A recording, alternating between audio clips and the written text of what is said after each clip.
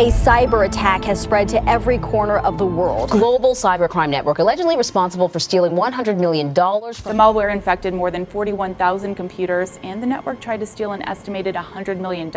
Officials say the network used phishing emails to infect tens of thousands of computers with malware, which is known as...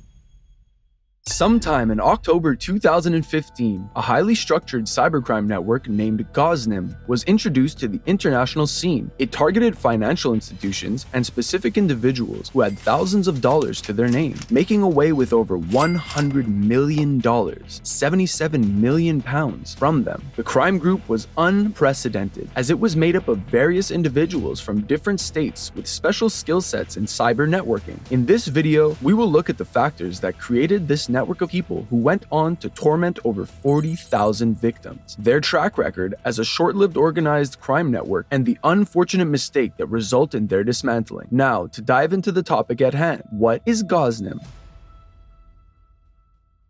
News flying around the media is that GozNym was a notorious and sophisticated banking Trojan that emerged around 2015. While this is true, there is a whole other history behind the crime network. GozNym was created by combining two Trojans together, Gauzy ISFB malware and NIMAIM. Both are well known and have been around for years. Gauzy is a banking Trojan that first appeared in 2007, while NIMAIM is a Trojan downloader or dropper that could also function as ransomware. The coinage of both Trojans birthed the hybrid we know as GozNym today. The way GozNym was used was pretty simple and sneaky. It was injected into the victim's browsing systems through malicious links. Once infected with the Trojan, sensitive information such as personal identification information, login credentials, and bank information were stolen. So basically, what would happen was that the login details of the victim would be captured and online banking transactions would be effectively intercepted. Such an organized system of duping was put into practice by people of different cultures and nationalities. Now, this begs the question, how did the masterminds rendezvous and come up with GozNym?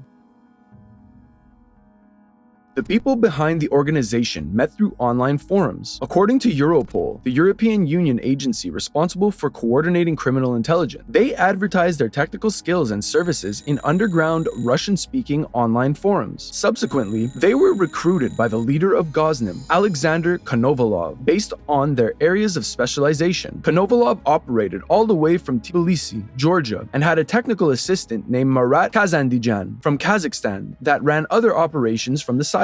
Both of them formed their team of coders, developers, money mules, cryptors, and spammers that brought their crime into fruition. In this organized network, the coders and developers were in charge of creating GozNym. Then, Konovalov and his assistant Kazadijan, along with cryptors, would crypt the malware against antivirus software so it can go undetected in the victim's computers. At this point, the scammers would come in to distribute the malware, mainly by sending out phishing emails with malicious links and attachments. These emails would be designed to look like genuine business emails, and once they are clicked by unsuspecting victims, the GozNym Trojan would have inevitably and sadly infected the victim's computer system. Using the banking Trojan, these criminals broke into the computers of thousands of victims globally, particularly in Europe and the United States, and fraudulently stole over $100 million from their bank accounts. This went on between 2015 and 2016, which was an awfully little time for a heist of this scale and magnitude. The masterminds behind the GozNym attacks had caused such an international financial trauma like never before, and it makes one wonder, how did they manage to pull such a thing off with just their keyboards in different geographical locations? They wouldn't have been able to make a lot of gains just using the usual scamming tactics, so what exactly made their online coordination run smoothly?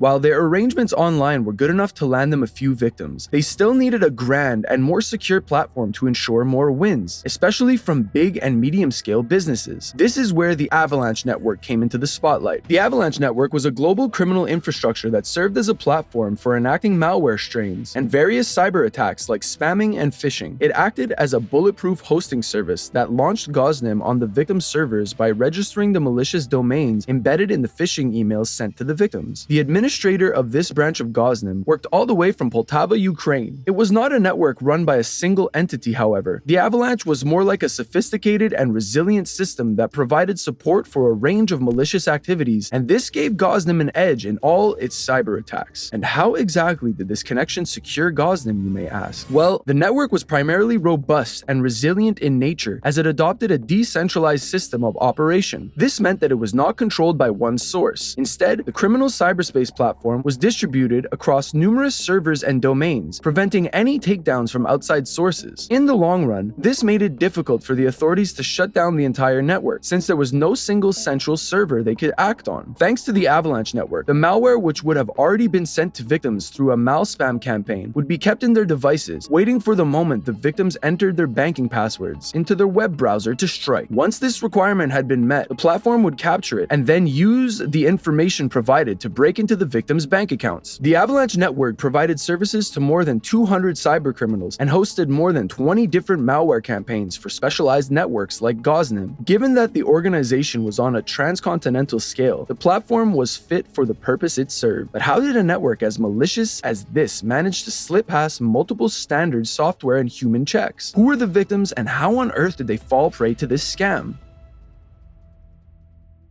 Typically, the victims of such an organized malware campaign are financial institutions, and GozNym played exactly by the book in this respect. However, the crew did not just stop at targeting banks and bank-related institutions. They went further, attacking businesses and select victims, especially in the United States, and particularly in the Western District of Pennsylvania. In an indictment read at court, the victims of the GozNym attacks were involved in business, personal, and even non-profit-making organizations. Some of them included a casino in Mississippi, a church in Texas, a distributor of neurosurgical and medical equipment in Germany with a U.S. subsidiary, a furniture business in California, a bolt manufacturing company, and an asphalt and paving business in Pennsylvania. 2 law firms, one in Washington, D.C., and another in Wellesley, Massachusetts. Additionally, the U.S. Department of Justice named other victims, including an association dedicated to providing recreation programs and other services to persons with disabilities located in Illinois, and other smaller businesses and farms. The GozNym attacks scammed over 40,000 victims out of thousands of dollars, which later accumulated to $100 million in total, in a relatively short time, no less. They were a force to be reckoned with, as targets both big and small were not exempted from their clutches. What's interesting is that although we can whack-a-mole with some of these culprits,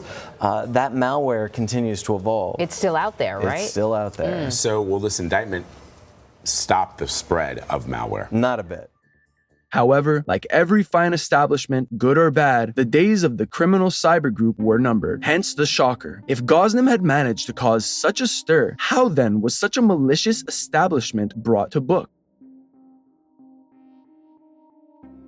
As stated earlier, the GozNym attacks had caused quite a stir in the international community since 2015. Due to the nature of its tight-knit international and online coordination, it was difficult for the authorities to penetrate and bring operations to a halt. Therefore, for the duration of time the failed interventions lasted, the group had a field day, raking in millions of dollars from their victims. One mistake the criminals behind the whole charade made, however, was underestimating the power of retribution from the victims involved, and overlooking the actions of bodies and agencies that were saddled with the responsibility of tackling such a crime. Europol and other specialized agencies and organizations, including the United States Secret Service, the National Cyber Forensics and Training Alliance, NCFTA, in Pittsburgh, and the Shadow Server Foundation, partnered in efforts to take down GozNym. As a result of the cooperation between these organizations, as well as states such as the United States, Georgia, Ukraine, Bulgaria, Moldavia, and Germany, the mechanism behind GozNym was finally cracked, and the perpetrators could finally be caught. The operation against the cybercrime group began in 2016 with a German-led action in Ukraine that shut down the servers of the networks involved. Then, in late 2016, an international operation termed Operation Avalanche successfully dismantled the Avalanche Network. Joint efforts of various law enforcement agencies from over 40 countries, including the FBI and Europol, contributed immensely to the success of this operation. Following this achievement, key individuals associated with GozNym, including its leader and his assistant, were apprehended, and like that, further breakthroughs in the case were made from then on. With the takedowns of GozNym underway, the United States Justice Department Office of International Affairs stepped into the scene and provided significant assistance to the cause. The agency enabled the United States to request searches, make arrests, and to work out extraditions in the foreign countries where criminals were apprehended. All the while, the agency shared evidence with the other countries involved through mutual legal assistance treaty requests. At long last, by 2019, the collaboration of these multiple states finally and officially took down the GozNym criminal network. GozNym was notorious for its ability to evade detection by using various advanced techniques, including polymorphic code and encryption. This feat probably made the perpetrators relaxed in their position in cybercrime domination, or perhaps a little too relaxed, that they did not do anything more to fortify their walls. Luckily for the victims, justice was served adequately, as the coordinated efforts of their governments in international operations ensured they breached those malicious walls and dismantled the whole system. Now the next question was, what happened to the masterminds of the GozNym attacks? After international efforts had finally led to the dismantling of the GozNym group, the authorities were left with fishing out key individuals who were tied to the operation. It was May of 2019, after Europol had officially dismantled the cybercrime network behind GozNym, that the United States finally found and charged 10 members of the group. At the time, 5 of them had already been arrested, while the other 5, including the developer of GozNym, were still on the run. The leader of the GozNym group, Alexander Konovalov, and his assistant, Marat Kazandijan, were sentenced to 7 and 5 years of imprisonment, respectively. Both were arrested and prosecuted in Georgia. By the end of the year, only 3 members of the international organized cybercrime group were already sentenced to prison, while the rest of them still remained at large. Out of over 7 fugitives who were, and still are, unaccounted for, 5 were Russian nationals who were charged in the indictment. These 5 occupied positions in the organization, with each of them working either as malware developers, spammers, cachers, and drop masters. One of these fugitives, named Farkad Rauf Ogli Manokin, who worked as a drop master in GozNym, was initially arrested in Sri Lanka in 2017. He was granted bail subsequently, but was required to remain in Sri Lanka pending the outcome of his extradition proceedings to the United States. But unfortunately, in December 2017, Manokin unlawfully absconded from Sri Lanka and successfully fled back to Russia before the proceedings for his extradition were concluded. Till date, there has been no news regarding their sighting. It is as if they fell off the face of the earth. But the good thing is, the GozNym threat and its essence has not reared its ugly head ever since. Perhaps the takedown demonstrated by the international community scared it off. Or could what happened afterwards be the reason?